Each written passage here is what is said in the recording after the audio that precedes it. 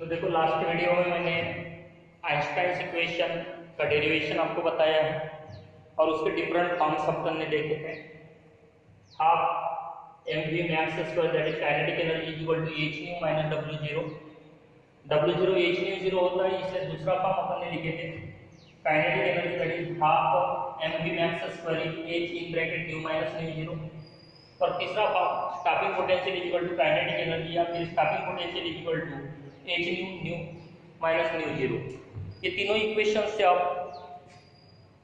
हमें और आइंस्टाइन द्वारा जो एजम्पशन किए गए थे इस इक्वेशन को डिराइव करने के लिए, उसके आधार पर जितने भी कैरेक्टरिस्टिक्स है फोटोइलेक्ट्रिक इफेक्ट के उनको एक्सप्लेन करना है। तो क्या क्या कैरेक्टरिस्टिक्स है एक बार शॉर्टली अपन देख लेते हैं। थ्रेशोल्ड फ्रीक्वेंसी होती है, उसके नीचे इमिशन पॉसिबल नहीं है, भाई there is threshold frequency. Intensity के साथ साथ इलेक्ट्रिक करंट बढ़ता है। स्टॉपिंग पोटेंशियल इंटेंसिटी पे डिपेंड नहीं करता। स्टॉपिंग पोटेंशियल फ्रीक्वेंसी पे डिपेंड करता है और ये इंस्टेंटेनियस प्रोसेस होती है। इस प्रकार के कुछ कैरेक्टरिस्टिक्स हमने डिस्कस किए हुए हैं। अब उनको किस प्रकार से एक्सप्लेन किया जा सकता है आइंस्टाइन द्वारा, वो अपने को यहाँ देखना है।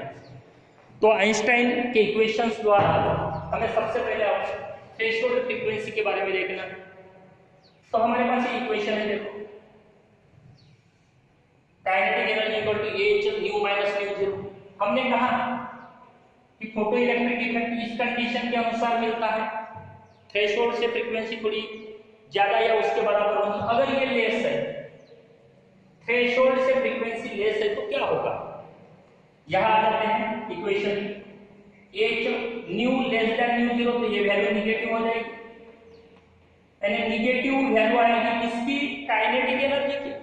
अगर फ्रीक्वेंसी थ्रेशोल्ड से कम है तो kinetic energy of emitted electron क्या आएगा? निगेटिव। Is it possible? देखो कैसे, half positive, mass is never negative और किसी भी चीज का स्क्वायर कभी भी निगेटिव नहीं हो सकता, यानी kinetic energy is never negative. बाकी फ्रीक्वेंसी अगर थ्रेशोल्ड से कम है तो ये इंडिकेट करता है कि kinetic energy of emitted electron क्या रहेगा? निगेटिव, जो फिजिकली किसी भी प्रकार का मीनिंग नहीं रखता, फिजिकल उसका कुछ सिग्निफिकेंस नहीं है, यानी कि kinetic energy is never negative. और इसलिए फ्रीक्वेंसी कितनी हो सकती है? इक्वल। अगर फ्रीक्वेंसी इक्वल है तो आप कह सकते हो कि काइनेटिक एनर्जी 0 है। पॉसिबल है, काइनेटिक एनर्जी 0 हो सकती है क्योंकि जितनी एनर्जी दी है उतनी केवल निकलने के लिए उसने उपयोग में लाई, तो काइनेटिक एनर्जी कितनी हो गई? 0 हो गई। या फिर काइनेटिक एनर्जी को कैसा होना पड़ेगा? Positive. Kinetic energy is never negative. इसलिए इंसिडेंट लाइट की फ्रीक्वेंसी कभी भी थ्रेशोल्ड से कम पॉसिबल नहीं है, उसको थ्रेशोल्ड के बराबर रहना ही पड़ेगा। यह आइंस्टाइन के इक्वेशन से क्लियर होता है, इसलिए उसने व्हाई देयर थ्रेशोल्ड फ्रीक्वेंसी का एक्सप्लेनेशन अपने इक्वेशन के अनुसार दिया, क्योंकि काइनेटिक एनर्जी निगेटिव पॉसिबल नहीं है। फ्रीक्वेंसी अगर थ्रेशोल्ड से कम रहेगी तो kinetic energy of electron negative आएगी, जो इम्पॉसिबल है। उसका 0 पॉसिबल है जब थ्रेशोल्ड के बराबर रहेगी, या वो पॉजिटिव रह सकती है। इसलिए फ्रीक्वेंसी ने हमेशा एक तो थ्रेशोल्ड के बराबर होना चाहिए एमिशन के लिए, या फिर उससे अधिक होना चाहिए। तो ये पहला एक्सप्लेनेशन उसने दिया। इसी इक्वेशन में अगर आ जाते हैं हम नेक्स्ट इक्वेशन में आ जाते हैं, तो E × Vs equal to h in bracket nu minus nu 0, इस प्रकार का इक्वेशन हमने देखा है। अब यहाँ थोड़ी देर के लिए E कांस्टेंट है, चार्ज ऑफ इलेक्ट्रॉन मैंने हटा दिया, H कांस्टेंट है, मैंने उसको भी हटा दिया। nu 0 किसी कैथोड के लिए ये भी कांस्टेंट है, उसको भी हटा दिया। मतलब ये दोनों के बीच में जो रिलेशन नजर आ रहा है, Vs is directly proportional to nu, यानी स्टॉपिंग पोटेंशियल हमें directly proportional to the frequency of incident light नजर आ रहा है। हमने ऑब्जर्वेशन में कहा था कि स्टॉपिंग पोटेंशियल ये इंटेंसिटी पे डिपेंड नहीं करता। अब इसमें आप देखो, फ्रीक्वेंसी अगर आप वैरी करते हो तो फ्रीक्वेंसी और इंटेंसिटी का किसी भी प्रकार का रिलेशन नहीं है। फ्रीक्वेंसी का वैरी करना यानी समझ कर चलो कि शुरू में कलर ग्रीन था, धीरे धीरे अपन कलर को चेंज करते जा रहे हैं, लेकिन ब्राइटनेस तो उतना ही है, ब्राइटनेस उतना ही है, उसके ऊपर किसी भी प्रकार का असर ब्राइटनेस का हो रहा है क्या? नहीं।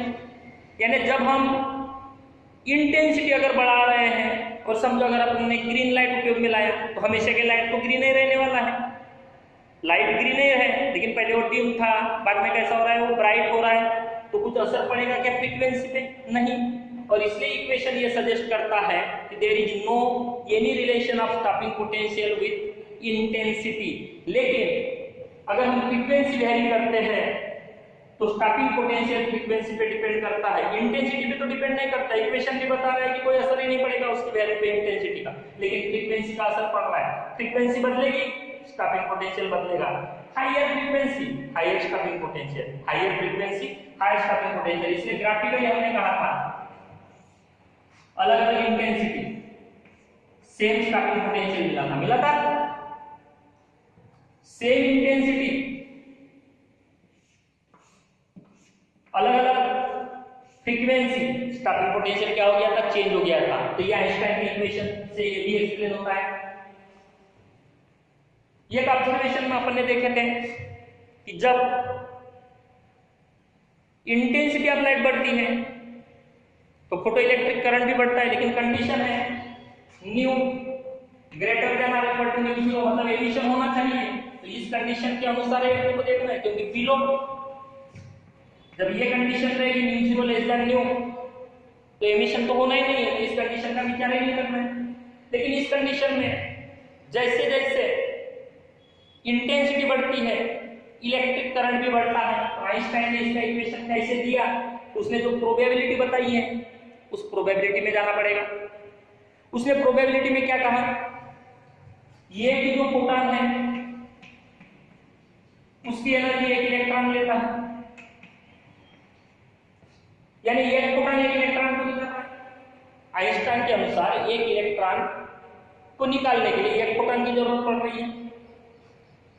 फोटॉन्स के कारण लाइट है, लाइट का स्ट्रीम है, टैंक में पानी है, तो एक बूंद से वो पानी पूरा बना हुआ है या टैंक भरी हुई है, यानी एनर्जी एक बूंद से मतलब एक फोटॉन से लाइट जो एनर्जी है वो अवेलेबल है हमारे पास। जब हम लाइट की इंटेंसिटी को बढ़ा रहे हैं यानी क्या कर रहे हैं? लाइट की इंटेंसिटी को बढ़ा रहे हैं यानी क्या कर रहे हैं? कलर तो ये फ्रीक्वेंसी बदल नहीं रहे, अपन लाइट की इंटेंसिटी को बढ़ा रहे हैं। यानी जब हम बोलते हैं कि लाइट डिम है, यानी आपको जो क्वांटिटी मिल रही है लाइट की वो कम है।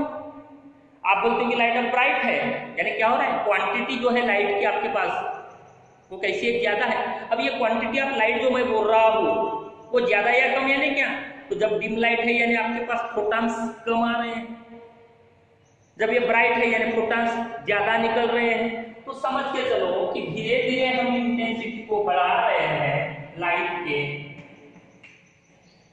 तो क्या बढ़ रहे हैं? Number of photons.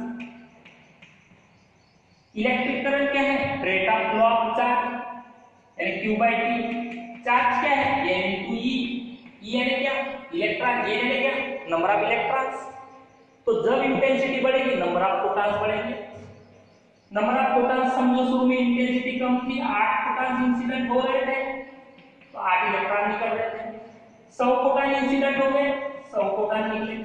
1000 photon incident electron निकले, 1000 फोटॉन इंसिडेंट हो गए, 1000 इलेक्ट्रॉन्स निकले।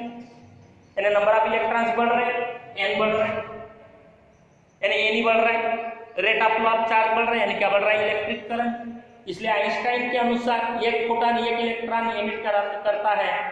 इसका मतलब इंटेंसिटी के कारण नंबर ऑफ फोटॉन्स बढ़ रहे हैं, नंबर ऑफ फोटॉन्स बढ़ रहे हैं तो नंबर ऑफ एमिटेड इलेक्ट्रॉन्स बढ़ रहे हैं और उसके कारण इलेक्ट्रिक करंट भी बढ़ रहा है। और इसलिए आइंस्टाइन के अनुसार इंटेंसिटी बढ़ती है तो फोटो इलेक्ट्रिक करंट भी क्या होता है? बढ़ता है। फोटो इलेक्ट्रिक करंट भी क्या होता है?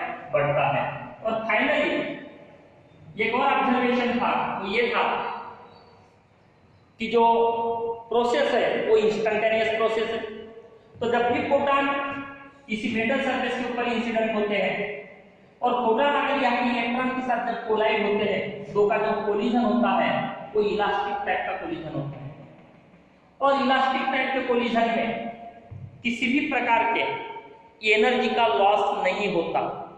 और एनर्जी का लॉस ना होने के कारण ये जो प्रोसेस है, जैसे ही कोलिजन हो जाता है तुरंत इलेक्ट्रॉन उसकी एनर्जी ले लेता है और अगर वो वर्क फंक्शन से ज्यादा है तो वहां से वो लिबरेट हो जाता है, और इसलिए ये प्रोसेस कैसी होती है, इंस्टेंटेनियस प्रोसेस। कैसी होती है, इंस्टेंटेनियस। तो इस प्रकार से आइंस्टाइन ने जितने भी कैरेक्टरिस्टिक्स है सक्सेसफुली प्लैंक्स क्वांटम थ्योरी का आधार लेकर जो उसने अपना इक्वेशन डिराइव किया था, उस इक्वेशन से या इक्वेशंस के लिए जो एजम्पशंस उसने किए उनके अनुसार सबके सब उसने सक्सेसफुली एक्सप्लेन किए, और इसलिए उसको नोबेल प्राइज मिला था। तो देखो, why there is threshold frequency उसने एक्सप्लेन किया, why the potential stopping potential is independent of intensity, ये उसने इक्वेशन से एक्सप्लेन किया। किस प्रकार से स्टॉपिंग पोटेंशियल फ्रीक्वेंसी पे डिपेंड करता है, कैसे बढ़ता है, ये उसने अपने इक्वेशन से एक्सप्लेन किया। जो एजम्पशन उसने बताया कि एक फोटॉन एक इलेक्ट्रॉन को ही ऑब्जर्व कर, एक इलेक्ट्रॉन ही ऑब्जर्व कर सकता है, तो जब इंटेंसिटी बढ़ती है तो नंबर ऑफ फोटॉन्स बढ़ते हैं, नंबर ऑफ फोटॉन्स बढ़ते हैं तो एमिटेड नंबर ऑफ इलेक्ट्रॉन्स बढ़ते हैं, उसके कारण इलेक्ट्रिक करंट बढ़ता है, यानी इंटेंसिटी बढ़ती है तो इलेक्ट्रिक करंट बढ़ता है, ये भी उसने एक्सप्लेन किया। और फोटॉन और इलेक्ट्रॉन के बीच का कोलिजन, ये इलास्टिक टाइप का कोलिजन होने के कारण जो टोटल एनर्जी है फोटॉन की वो पूरी की पूरी इलेक्ट्रॉन ले लेता है, there is no loss of energy, और इसलिए जो प्रोसेस है वो इंस्टेंटेनियस प्रोसेस होती है। ये सभी उसने सक्सेसफुली एक्सप्लेन करके बताए। तो ये जो भी नोट्स में सब लिख कर दिया है, तो आप लोगों को वीडियो पहले ऑब्जर्व करना है, बाद में नोट्स में जाना है, नोट्स में से उसको पढ़ लेना है, और नोट्स में से पढ़ने के बाद फिर एक बार टेक्स्ट बुक भी पढ़ना है, टेक्स्ट बुक का भी पढ़ना है। इसलिए मैं बोल रहा हूँ क्योंकि नोट्स में अपन थोड़ा क्वेश्चन आंसर्स कैसे लिखे जाए उसके अनुसार लेते हैं, लेकिन कुछ ऐसे भी पॉइंट्स होते हैं जो ऑब्जेक्टिव के लिए रिक्वायर्ड है, वो टेक्स्ट बुक में होते हैं। तो टॉपिक वाइज आपको टेक्स्ट बुक पढ़ना है, अंडरलाइन करनी है, क्या ऑब्जेक्टिव बन सकते हैं उसके बारे में थोड़ा सोचना है, यानी पढ़ाई का तरीका थोड़ा इस प्रकार का रखना है। ज़्यादा से ज़्यादा सेल्फ स्टडी पे आपको फोकस करना है, क्योंकि ये साइंस है, साइंस में जितना ज़्यादा तुम खुद करने की कोशिश करोगे उतना ही ज़्यादा आपको क्लियर होते जाएगा। नोट्स के साथ साथ बाकी टेक्स्ट बुक पढ़ने की आदत लगानी है, it is very very important, क्योंकि हमें बोर्ड एग्जाम में भी ऑब्जेक्टिव जाते हैं, जो एंट्रेंस एग्जामिनेशन हम देते हैं उसमें भी ऑब्जेक्टिव जाते हैं, तो हमें ये आदत डालनी है। दूसरी बात, न्यूमेरिकल्स के लिए ज़्यादा से ज़्यादा प्रैक्टिस करनी है। फिजिक्स में बहुत अधिक न्यूमेरिकल्स होते हैं, ऑब्जेक्टिव में भी न्यूमेरिकल्स होते हैं, इसलिए ज़्यादा से ज़्यादा प्रैक्टिस आपको उसकी भी करनी है। अब बहुत खाली टाइम है, फिलहाल कॉलेज नहीं लग रही है, आप घर में ही हो, तो ज़्यादा से ज़्यादा प्रॉब्लम सॉल्व करने की कोशिश करो। कहीं भी डिफिकल्टी आती है तो मुझे फ़ोन करके पूछा करो, मैं अवेलेबल हूँ, मैं आपको बता दूँगा। बाय। अब नेक्स्ट वीडियो देखता हूँ मैं, नेक्स्ट वीडियो क्या बनेगा वो भी आपको बाद में भेज दूँगा। बाय।